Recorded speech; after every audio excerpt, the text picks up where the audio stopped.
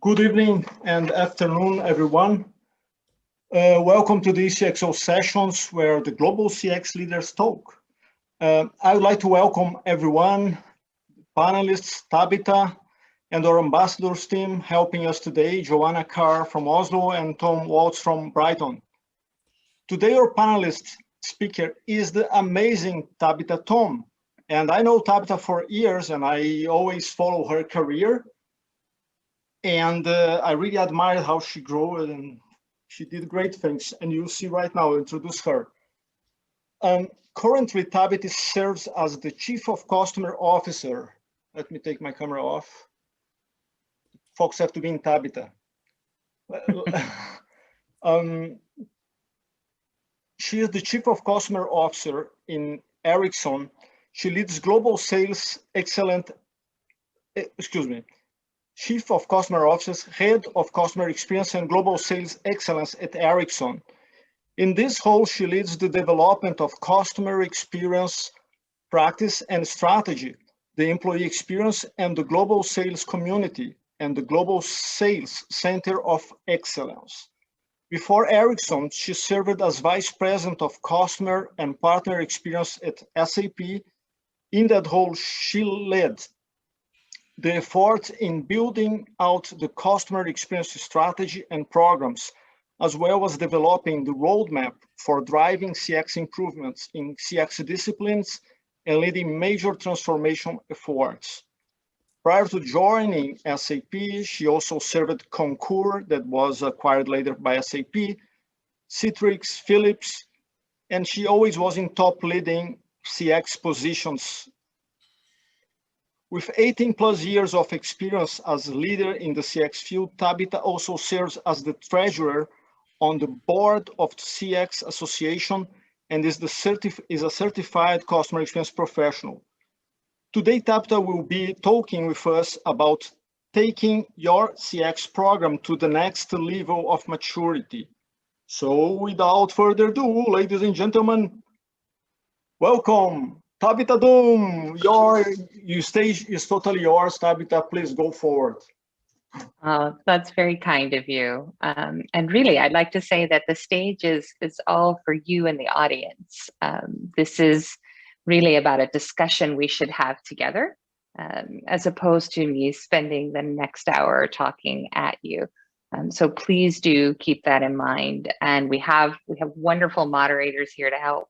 So jump in with your questions all along the way, because really I'm hopeful to provide you with maybe one key takeaway that maybe you think, oh, I think differently about something I'm doing, or there's something that you could take away that you could try yourself that will help you take your CX efforts to the next level of maturity. So I would not say that I know anything and everything about CX, but certainly having done this for as long as I have, I've certainly learned a lot, made a lot of mistakes along the way, and tried new things as a result. And I hope to be able to share some of that with you today. Ericsson is my 5th time building a customer experience practice from the ground up. And I can tell you that when I first began this journey, it is not what I thought it would be. And that is a lot of what I want to share today is how do you think about what is customer experience in your world and what you want to accomplish with it next. So let's talk about the 3 things that we'll use to frame our discussion. There are a lot of maturity frameworks out there. I am not proposing a new one, but instead I'm going to use this to actually frame our discussion. And then I want to really bring out your voices so we can talk about where are you and what's that next challenge or obstacle that you're trying to overcome, and what could I do maybe to help you with that? And then some thoughts about how do we find that next level? What are some of the skills, capabilities, and tactics, things that you can do that will maybe inspire you to think differently about what you might accomplish next? So hopefully that agenda sounds good and it promises to be a useful amount of your attention and your time for the next hour together. So let's start with that maturity framework. So I think that there is a lot of great work out there by practitioners, by consultants in the space, and whether you talk to the Forresters or the Accentures of the world, or anybody and everybody in between. But for today's discussion, what I thought would be good is to talk to you about a human-centered approach to thinking about maturity. And the reason I thought that this would be valuable is because I've had the opportunity to build strategies and roadmap. I've done lots of culture work, reframing culture, setting a North Star for what you want your customer experience to be, training ambassadors. I've done more surveys than I can count, implemented multiple different listening platforms, done, a lot of work around, governance and data privacy and what do we need to do with regards to that. I've had design thinking training and applied design thinking and what I do, journey mapping, all of those great things that many of you are probably nodding your head going, yep, done that. Some of you might be going, can't wait to do that one. But what I have found in many times in the mentoring calls I've had, the discussions I've had like this, and many of the opportunities I've had to learn over the years is that ultimately everything that you do in a customer experience practice is about people. And it's about convincing people that now is the time to change and that we want to change together and we want to make things better for all the humans involved. If we're going to drive change, we should make it better for our customers, we should make it better for our employees, we should make it better for our partners if they're a part of your world, whether it's students, like who are all the humans involved? And it's the humans who will make the changes, and it is the humans that'll make the changes stick. And so when it comes to taking your program to the next level of maturity, I really think about it in these three ways. The first is building trust. Why should you listen to me? Well, this was a challenge I think I faced in every new company that I've walked into. My jobs I've been extraordinarily lucky to always have roles that are global in nature. So I've had key stakeholders all across the world, many of whom have been in the company, maybe worked with customers for 10, 20, 30 plus years. And why should I, as the new person in the room, be the one to tell you what your customers need and where we should focus and why we should do this work together? And so that first stage of building trust is absolutely critical for that maturity framework. There's a lot of different work we could do. We could go through all of the customer feedback at the beginning. And of course you should, right? What are the issues customers are having? What work are we already doing underway? But regardless, no matter how much knowledge you gain, the wealth of knowledge is actually distributed all across your company, right? And so if I don't build trust with the people that are closest to our customers, who have been there, done that, trying to push that rock up the hill to make things better for them, then I won't make it anyway. So there's a very distinct set of work that I typically do in the beginning to build trust. And by the way, I think if this building trust is also, if you're like me and you've done this a few years, then you also have had the experience of getting a new boss, whether your current boss has left and you're in the same part of the organization or you've been reorganized. I think probably my record was in Philips. I had a new boss every year I worked there. I was reorged into another part, and another senior executive took on responsibility for customer experience. And I began the whole building trust model again. So this isn't just your first year in your CX practice and role or first year in a company. It's maybe your first year with a new boss or your first year in a new org, or even when you have that stakeholder network built up across the business, maybe one of those leaders changes out. Maybe they leave, maybe they move to a new role, and a new person steps in, and you need to win them over and build that trust. So a lot of this I do using great CX practices. I want to build a common language and a way for us to work together.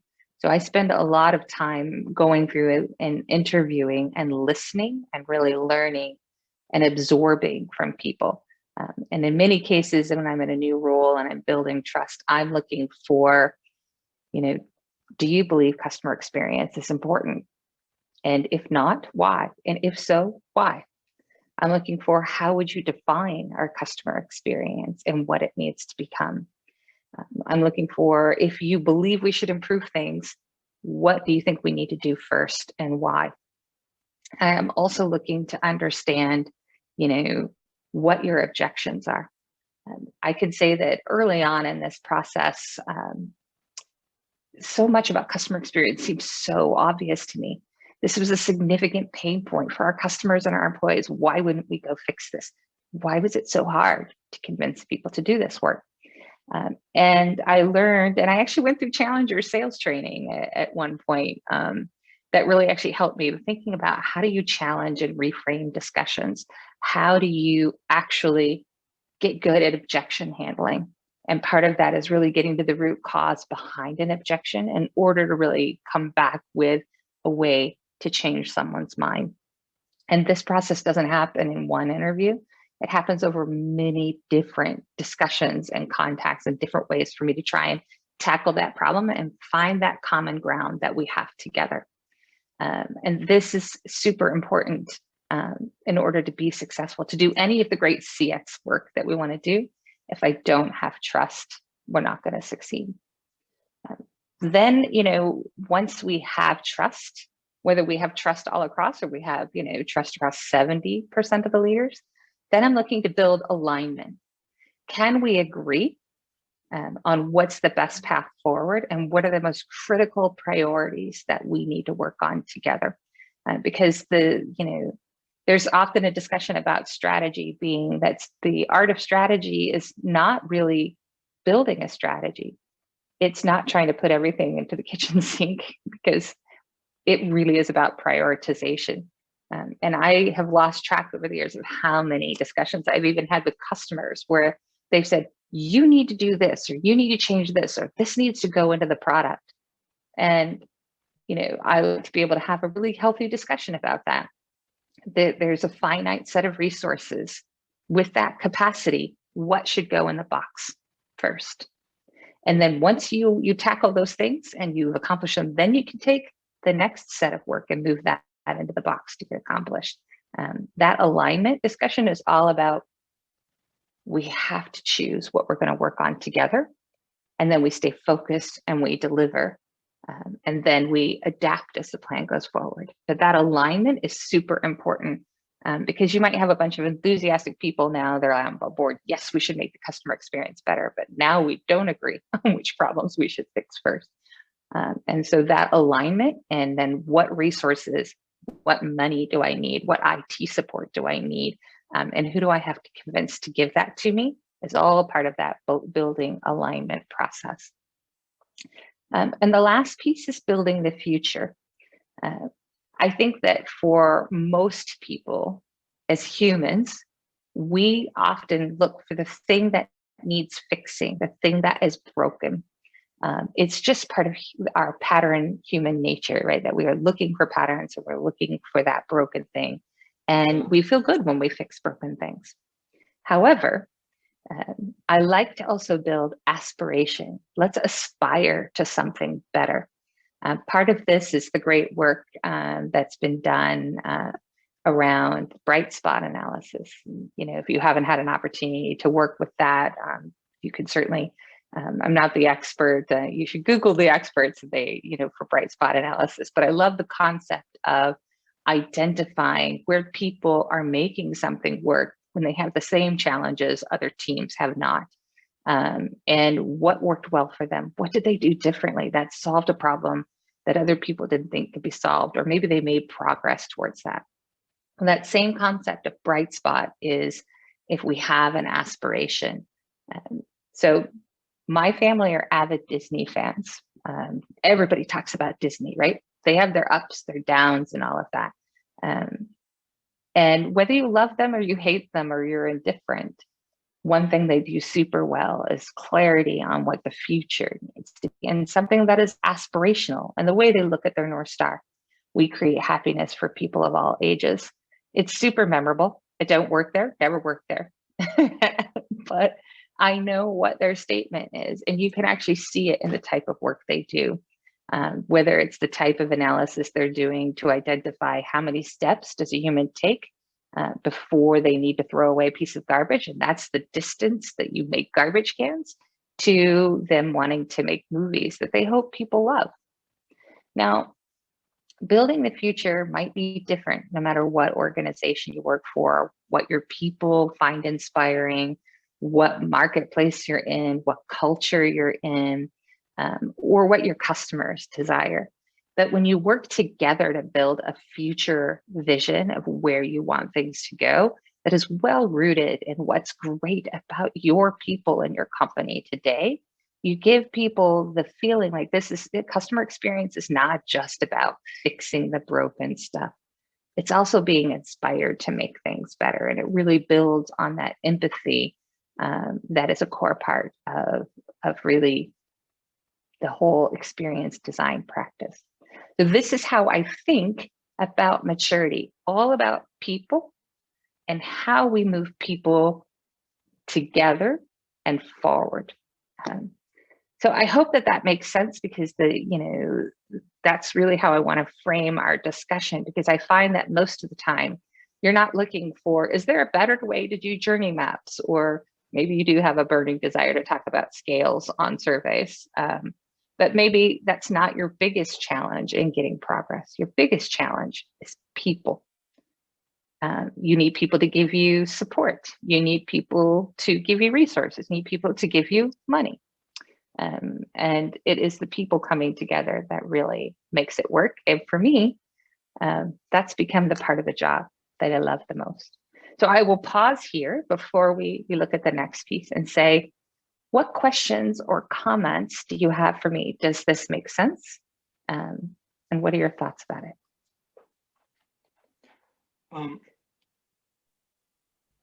Let me see here. I have some questions. Yeah, there's some comments coming in. Love this maturity model, Carl's writing, and this is fundamental. You get ahead unless you have this mastered. I think everybody seems to be really in agreement here that this makes sense, Tabitha. Any questions on it, or specific examples you'd like me to give? I have a question for you about building an alignment. Okay, one of the things that you mentioned, everything that is really important, but when you deal with people that are not in the same mindset than you have to, sometimes you have frictions there.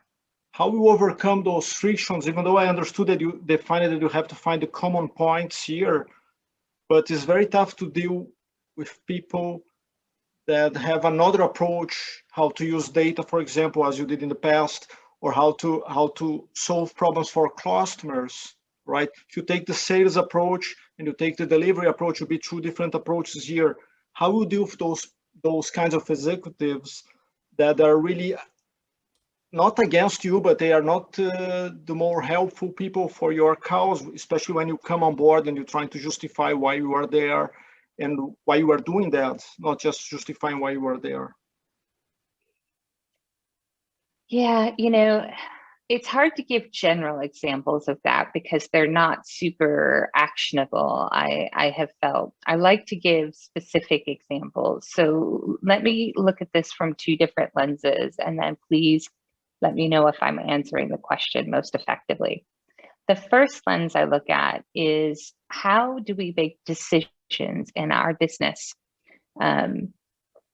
Maybe it is a combination of financial impact and data, because more leaders in the decision-making process are very oriented towards that. In some cases, it might be that building a better and compelling story is going to be more valuable to convince them, because that is a better way to really frame the problem and the potential impacts and the solutions that we can work on together. In other cases, it might well be that you need to use a different type of objection handling or business case development approach. But having worked in a number of companies now, each time, that's part of what I do in the beginning is I study, how do decisions get made? Who are the people in the company that actually are the best at getting their projects, their larger transformation initiatives approved? And why did they get them approved? What did they do?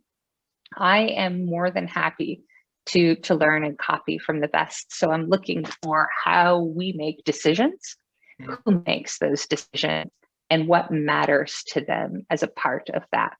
And then some part of that case is going to resonate with each of the decision makers I'm looking for. Because if I don't have something in it for them, I'm not going to win my argument that we need to make this decision and it's a priority to do now. I actually find that, the more you get good at building those things, it's actually more frustrating when you think you have alignment and then something falls out somewhere along the way. And you have to go back and herd the cats back into alignment again. It's like, it's not like you get to do it once at the beginning and then they stay there. But a big part of that is trying to understand why. So if I even look at, some of the decisions I'm working on right now, each of the leaders, I've actually probed for I'm looking for what would get you to yes. And, one of them was like, I recognize this is not where you're at in the project right now, but I really want to know more about how you'd actually execute this. I need something more tangible. I get the pretty picture in the story. I buy into that, but I need to know, how on earth are you going to do that? I was like, okay, I can build that in. Another one is looking at me going, do we really need to do this right now? I mean, I'm not saying it's not important. I get that. You've convinced me of that. But I feel like we have all this other stuff. Why is this important now? If I can't answer those objections, I'm the one that's wrong. I don't have the right case and I don't have the right time, or it might be both. Go for it, please. Yeah, no, I was just going to say, and if you don't actually listen and probe and go, let me understand that. Yes, Carl, it is. It's the ADKAR model of change. Without a doubt. Like, I have used the ADKAR model more times in my CX career than I can ever count. It's probably far more useful than any of the years I've spent doing quantitative, qualitative research during my book. I've used ADKAR for far more. And it is without a doubt, it's like, what is the specific objections? And don't build more than what they're looking for. Build exactly what they're looking for. And be humble enough to know that your plan's not going to be perfect. Build them into your plan. Let them have a part of it. And if they help you design what the problem and the solution should look like, you get their buy-in as part of it. So I mean, and believe me, it does not work every single time. I could say that, there are projects that I brought to the table 5 times, and it was the 5th one that I won. And it took 3 years to do. But persistence is also an important part of the process, where I was like, okay, all right. I got this group one over. Now I have to figure out how to get that one in. I will come back and I will visit again, right? So that, that's how I look at it, is if you can get good objection handling and listening and challenge skills into how you work, that's how you build alignment. Yeah. And Tabitha, yeah, sorry. Go for. I'm sorry. Just a question here. So you deal with objections, and that's great. But sometimes, obviously, you win the discussion, and the people understand how important it will be and how helpful that will be. But when you get to the resource allocation, that's another problem. That many people are with you and they support you, and then you ask, "But I need support of your allocate your resources." How will you deal with that? Because sometimes people doesn't have the resources to give you, and they will tell you that. And correct me if I'm wrong about this situation, because I saw that in something, so that's what I'm asking. You know, if I said that I had any CX superpower, this would probably be my superpower, that I have turned out to be remarkably good at coming up with getting people to give me money or giving me people or giving me what I need. And a big part of that is not because I'm somebody special, but because if I can convince you this is the right thing to do, this is the right time to do it, but I haven't convinced you enough to give me what I need from you to do it, I didn't finish my case. Correct. I got you. It has to go through all three gates, or I didn't do it well enough. And sometimes it might be because I didn't recognize along the way that I needed to shape the asks small enough that they could actually give me what I need. And if I can get them progress, they'll give me the rest of what I need later when I ask for it then. Sometimes it's a case of I didn't hear the objections well enough, so I didn't take into account that, right? So it absolutely, you have to be, if your case doesn't get through all three of those gates, you're not gonna win, and you probably shouldn't make the effort then. It has to be strong enough to get to the money. And you have to know what it takes to get that yes for the money or the resources before you make your case. I think Vladimir has made a few interesting comments here, Tabitha, especially focusing on it that this is it's a maturity model, but how can we measure where an organization is on the scale, and that this is considering that perhaps this is more about not about managing customer experience, but more perhaps associated to advancing a strategy at the highest level is Vladimir's comment here. I don't know if you know, I measure progress along here because this is a human-centered approach. I measure progress in a very sort of human way. So part of it is that I do a stakeholder map. I do a network of like, here are all the people that if we're going to have a company-wide buy-in, that CX is important and we're going to work together to make a better experience for our customers, our people, and our partners, then these are the people that I need on my side. And during that initial building trust phase, I'm mapping where you are. And I'm mapping why you are where you are at and what I might need to do, and even how long I think it might take to convince you, whether it's going to be 6 months, it's going to be a year, it might be 5 years, like, because you're way out there on my list is whether I think I could do this. So that's one way. I use the stakeholder map and I track where we're at. And when we have new stakeholders change over, that changes that map and how I really build partnerships with people. The second way I look at it is that in the beginning, when you're building CX, it's a push. You're pushing things out, and you know when it becomes where things when you have more coming at you, with requests for help, with prioritization, with you know, let's work on this piece of strategy together. Let's work on this communication together. You have more of that when the flow shifts where it comes to you, and it's coming at you where you need to grow your team because you don't have enough resources, but you now have enough. Like, this is valuable, impactful work, and we need to hire more people to do it. That's one of those where I know that I've built trust, I've built alignment, and we are now towards building for the future, because now we have a much better two-way alignment about what people are bringing to our team to help and what we're reaching out to bring to them to help. So those are the two most critical ways that I measure it. As I said in the beginning, this is not one of those awesome, really thoughtful CX maturity frameworks that really walks through all of the specific capabilities you need to build and the types of functionality and resource capabilities you need, or all those things. Like, there are lots of good metrics and frameworks out there for those. We did have another question earlier here. So my question is how to incorporate the customer's view into the model, i.e. how to build alignment with the customer base across the globe where 20% deliver 80% of business value was the question.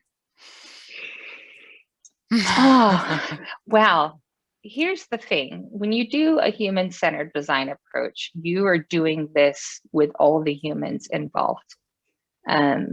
This, you know, the same concept for me applies to customers. So I'll give you an example from the years I was with Concur, primarily because most of you probably used Concur at some point or another, or at least heard of it. So think about this. Taking on the challenge of a company that already had a great customer experience, was growing like by leaps and bounds and wanted to scale that experience. So we were feeling significant growing pains.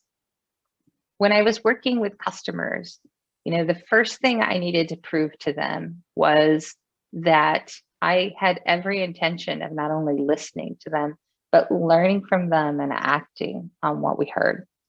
And that meant I needed to build their trust. And I had to have a way to prove to them that you should give me feedback, and that feedback would be used in a way that would not only measure our progress along our journey of improving the customer experience, but be used to prioritize what we chose to do in the business. And, you know, you might still be able to actually Google it today. I'm not sure. But I had this crazy idea in year one that, you know, we did quantitative feedback. So we did customer surveys. I felt like most of them needed to be improved because I'm a fan of radically short surveys that every single question you're actively using for a purpose or it goes. And that purpose is not going on a graph somewhere where to measure your progress. We could talk about that another time if you like, but my goal was to get, you know, I know this sounds like a crazy goal, but my goal was to get customers to ask me when the next annual feedback survey was coming, because they wanted to know when they were going to get it. And I started that by actually, my first year there, we built a customer annual report. It was our customer experience annual report. And in it, we said, these are some of the big themes that we heard from you. And these are the things that Concur is acting on right now. And here's some of the things that we delivered for you this past year based on what we heard from you. And I gave it to our employees too, particularly our customer facing employees, because I wanted to rebuild their trust that we were using this information and it had darn well better be accurate and something that was functional, right? And you know, by the third year, I had so many inputs to the report that we had to cut it down because it was getting too long. Teams were super proud to be featured in the report. Like, we picked up this need from the customers and here's what we delivered. Here's the impact that we had. And I had customers coming up to me at our annual events going, so when am I going to get my survey? Because I have feedback, and I had customers lobbying each other to put in their feedback in order to be able to say, come on, if we all go in, like, we really believe this is what Concur needs to work on next, they'll put it on the list. They'll go do that. When you get that kind of trust where customers are like, oh, I actually see that you're using my feedback, then you know that you're actually building trust and you're building alignment, and you know that they're building the future with you. So that's one way I've done it. I've done it like, if you're going to build a future looking statement of what your experience needs to become, your customers should be a part of that, because they should tell you, this is what's great about your experience today. You better keep this, don't break this. But if there are things I wish you'd do differently, not broken things, but different ways I'd like your experience to become in the future, here's what would inspire me. This is what I'd like to see. So definitely include your customers. You just include them using different techniques along the way. And I hope that answers your question. Mm-hmm. Absolutely. We've got another question here, Tabitha, from Vladimir. He's is in total agreement that stakeholder maps are extremely useful and compulsory if we are serious and professional, but do they give you a position on that maturity arrow? E.g., we have 90% of the stakeholders trusted and 25% are already aligned. Which brings the question, do we address these maturity levels sequentially? Are they dependent enough? So you need a level achieved before moving on, or one can work in parallel and still build trust with some while already aligning others. I think that is a good question. If every company ran the same way, you probably could put that together. I can tell you that it depends a lot on where people are at in the company when you're at your starting point. You will probably be building trust and building alignment at the same time, not making as far progress at the same time, right? Because there are key stakeholders you need in that map to move into the trust zone before you can get further alignment in that part of the business. Sometimes you can't build that future vision state very early on because it is far too early for the company to have that type of thing. Like maybe they're so far back that they don't even agree that customers are that important to listen to. So it would be far too soon to do. Whereas, you know, I'd say that I'm fortunate enough in Ericsson that our executive team, so that's my boss and his peers, are very customer centric, and having these types of discussions are much easier to talk about those types of things, as opposed to the scenario I talked about where people don't even agree that customers should have a say in where we put our efforts. So it does depend. I think we should probably, since I think this is a good discussion, but I do feel like I'd like to turn it around and ask the audience, where are you? What's the most significant challenge you have today? This is not a stump the speaker moment. I can't promise you I'll have an answer for everybody, but I'm curious, where are you? What's that burning challenge you're facing? Yeah, I think this is a great question. Wait for everybody to write away. You could tell here I am in our Stockholm spring here in Sweden, and I'm jonesing for a little bit of a beach. You can see by my inspirational picture here. I can, in the meantime, tell you what I'm dealing right now, so you understand the kinds of problems that I deal with. When Samsung acquire companies, I'm the guy that have to align the new company with Samsung culture. But we find many problems in aligning the parts where, first of all, about resource allocation. Secondly, in the verticals, as I mentioned to you in our previous talk, always in the verticals I have the problems. Not in the C-suite is relatively easy to get people buy-in and to get people with you, but in the verticals, when you are dealing with the vice president of professional service or the project manager, people are busy in their daily life, and it's very difficult to bring them on board with you, because it's not that they don't want or they are against you. It's simply a matter of priorities and the burdens that they have in the daily life. How you do to maybe not to prevent, because this I don't think that's preventable, but how you deal to those problems, to overcome those kinds of problems that actually I deal with them in weekly basis in some ways, just different than you. M&A, you have multiple questions in there. So if I take the first one, which was around M&A, I think this is a really interesting one, because having been involved in a number of those efforts over the years, as you know, really from a CX perspective, a lot of it depends on the company's M&A strategy. And, in the beginning, I'm looking for, why did we acquire this company? And how important is their culture to that acquisition value? And that's important because so much of CX is about culture. Exactly. I'm looking for example, they might be further along in their passion for customer experience and the work that they do on it. You may be actually able to leverage them in a different way where you actually can use them to help improve, drive in the headquarters. progress, right? Yeah. Correct. Or they might not be, right? Exactly. So that's a great way to actually utilize that new blood and energy and that great, set of insights and resources. But sometimes that's not the case, right? Maybe they're going to be run very separately and, you're not even allowed to get through the firewall, and that can be pretty limiting. Or you might be in a situation where they really aren't very customer centric. But they're a pivotal part of your go-to-market strategy or your technology solution set or something of that nature.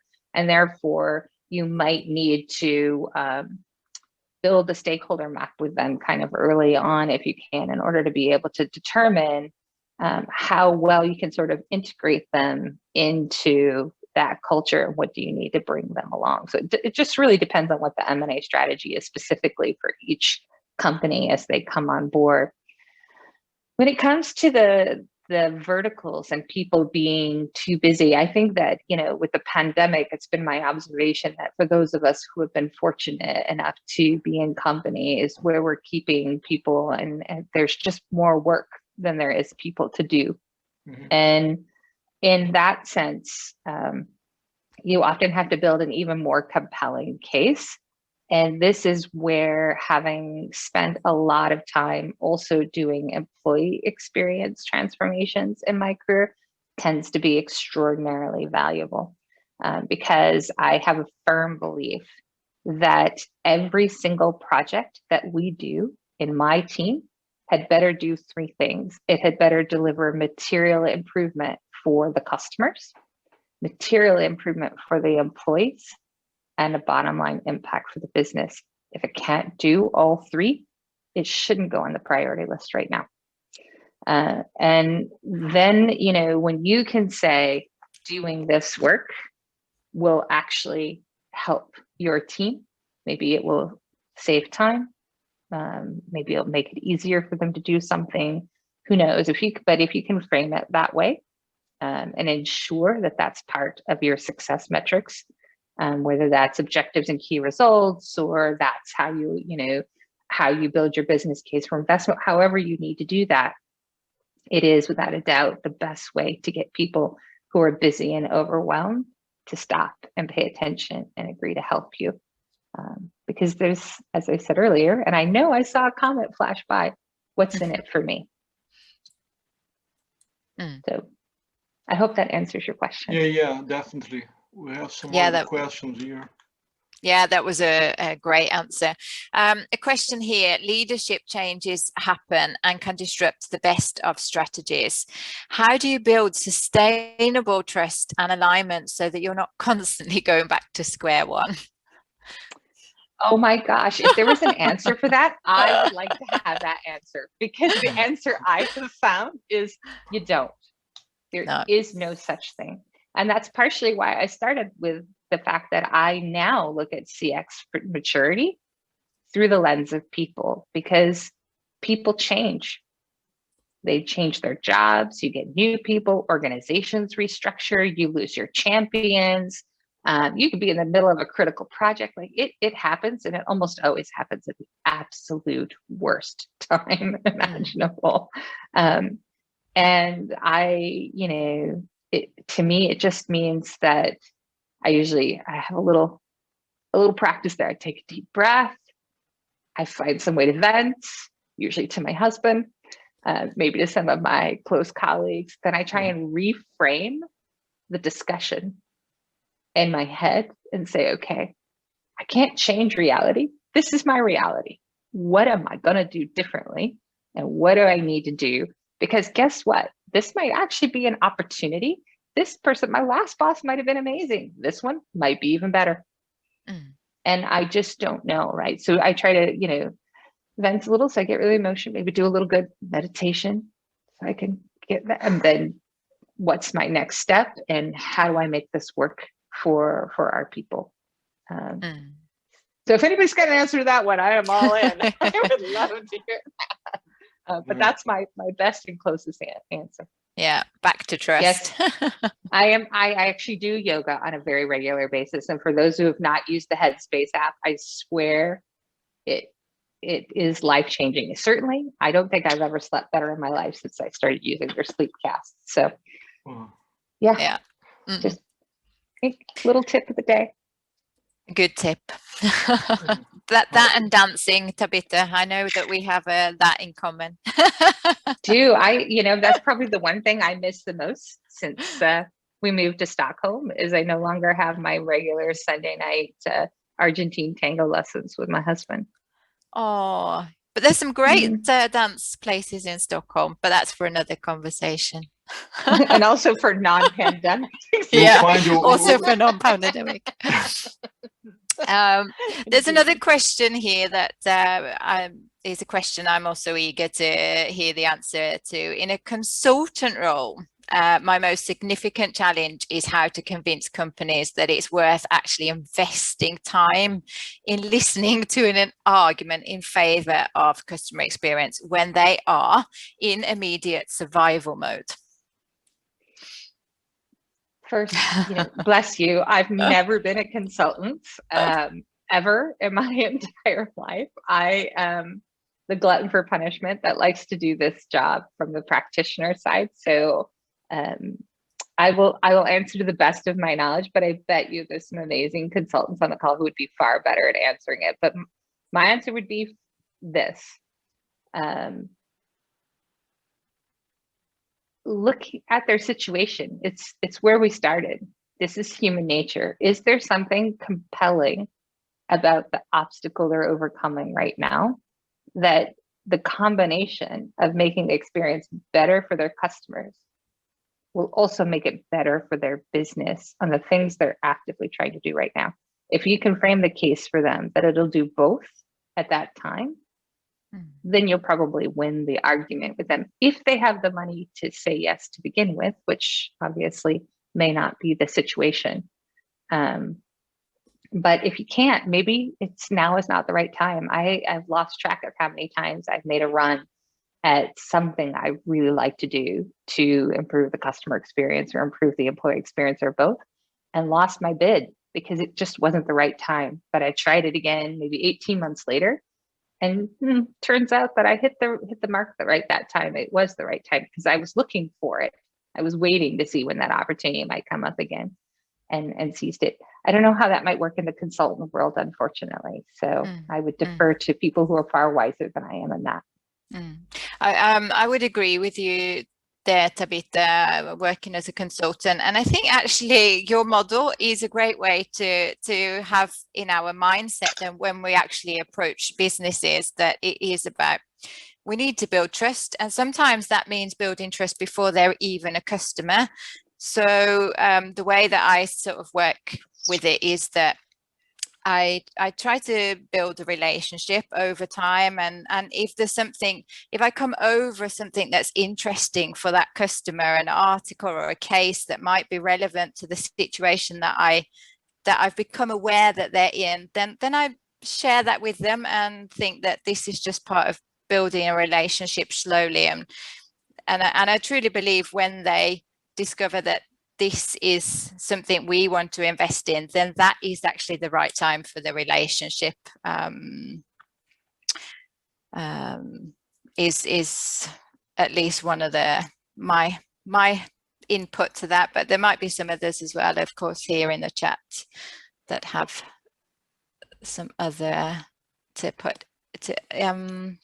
other points. Let's have a look. Consulting is selling, and sales skills are critical, and solution selling and relationship management. Let me have a look if we have some other questions that we have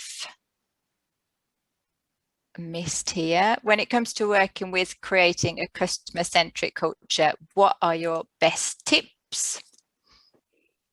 Tabitha, we have 1 million tips here. I'm sure I think, what is my best tip? That's a I'm not sure I That's could very pick the difficult best for you one. because you have so many. Yeah, I mean, culture is a funny thing, right?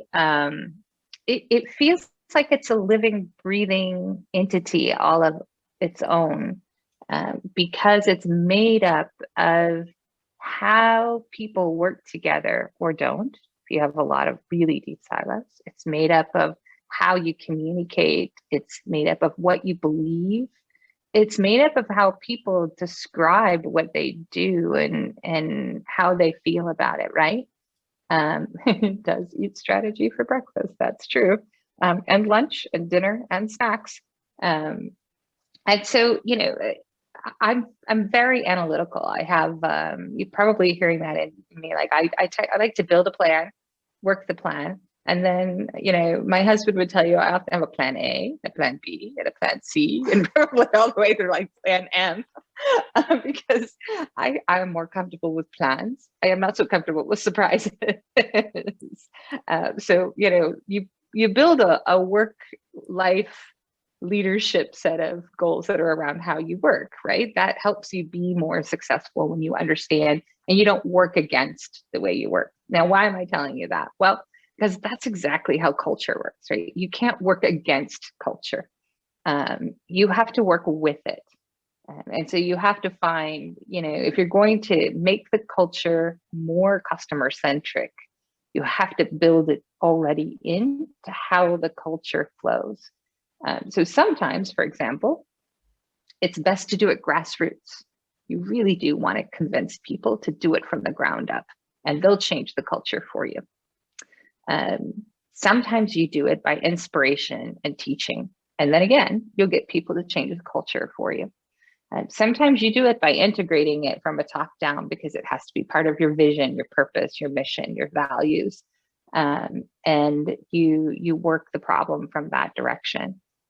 But in every case, it absolutely has to work the way your people's culture work today. And it takes time to study that and understand that this is how it works, because otherwise it becomes, you know, something that's on a poster on a wall, or it's an icon on a PowerPoint slide or something of that nature. And nobody wants that because it's not something that people believe. And if they don't believe in it, they're not going to do it. And so I do usually spend a fair amount of time trying to figure that out. Not on my own. I recruit as many people as I can to really help me figure that out and how we might make it work. And if it becomes its own little underground network, then all the better, because it'll multiply on its own in that kind of change. So hard to give you a specific answer without knowing where your culture is today, versus, you know, what I might do as the next step to kind of move it forward. Yeah, that's a very broad question, as it's very difficult also to answer. Yeah. Maybe I should do this last slide though, because, you know, I don't like very many slides. So I just did. This is actually my last one. And I talked about almost all of these. And, you know, the reason that the ones that I haven't talked about, let's talk about building your plan. I make a joke that says that, you know, you might tell me that the goal is to get to the other side of this mountain, and I need to, you know, bring all these people with me to get there. And the best plan is going to be designing and developing this amazing tunnel that goes straight through. I can guarantee that's not going to be the plan that works. So I actually start recognizing my plan is going to get ripped apart, and I'm going to be okay with it. In fact, I'm going to actively encourage you to make my plan. Tell me all the ways it sucks so you can help me make it better. And if we have to go up the mountain, down the mountain, circle the mountain 15 times, backtrack and go back up to the top, check out, see where we're going again, reformulate another plan, as long as all of us get to the other side and we did it together, I call success. So that's building agility into the plan. I start from the beginning of knowing this is not going to work.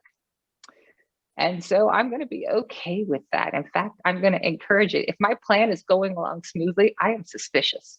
because I feel like there's something that's going to pop up that I wasn't preparing for, that I wasn't thinking about, that would help our people be successful in delivering a change that actually lasts and has value. If we think about enlisting your allies, we talked about stakeholder maps, people who are promoters and detractors, if you want to use a little bit of the Bain terminology there. We talked about objection handling. Let's talk about recruiting active advocates. I am sure plenty of you do this, but I try to be really deliberate. And this is one of my mistakes I make the most often, is I get so busy doing the work or building my team that I forget to continuously recruit active advocates and specifically ask them to help me with something. Many times people will give you advice and are being willing to support him, but I like to ask them very specifically, I need you to do X for me. And, you know, that being that specific and then telling them why I need their help to do that and what would be the value of doing that for me. Or whether it's what's the value would it be for them, or maybe it's what's the value would be for their team. But I try really hard to remember that I need to always be recruiting advocates for each stage of a project, for each presentation, for each discussion. Like I need to have at least one more person in the room besides my boss, for example, or you know, my team or whatever, and that they need to know that part of their job is not just to nod their head and go, yep, I agree with that. No, I'm going to need you to speak up. I need you to do this. Or I think this might happen. Remember we talked about this? I need your help. Could you handle that objection rather than me? And if I can get it, I'll get at least two, particularly when it's a really critical presentation. And I'm saying this because this is one of the best pieces of advice I ever got about presenting to executives and preparing them to really get on board. And it's the piece of advice I forget the most often. And I can't do it a week before the presentation. So, you know, just that's my own personal situation there. Here you are referring only for executives that will be with you in the meetings, or also the people in the verticals that are around the company to be your advocate? That is right. Yep. I have to be at every level. I'm looking for them to be in every stage. I'll actually slow a project down. And I actually have done that for a pretty major one right now. It was like, nope, it is not working. And these 11 people, I need to get them to retool our project and opportunity statement, have a vested interest in this. And then I need to actively have them go back and recruit and get support before I go back and do this again. So definitely important. And then to be willing to adapt. Even though I don't like surprises, I am more than happy to dive into them when I see them, particularly like if a conversation comes up, I might be able to go, oh, you know, I just wanted to mention, wouldn't it be interesting if we did X? Or have we ever considered this? Like what's the good question that might prompt people? So it might not be the purpose of why we're in the meeting, but I'm the one that'll be like, that just came up. Oh, I should bring that up. I should say something here. And last but not least, and maybe this is again my personal challenges, but progress over perfection. I'll take 2 steps forward, but making sure they're sticky and we can build on it any day over something that will take us a mile, but we don't actually get there.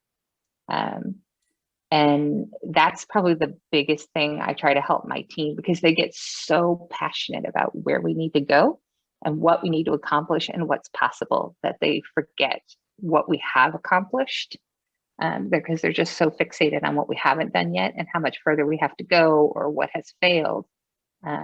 That I'm always saying, like progress over perfection, people. Exactly. And so it helps remind you that it's hard work for a reason, and we do it together for a reason. Yeah.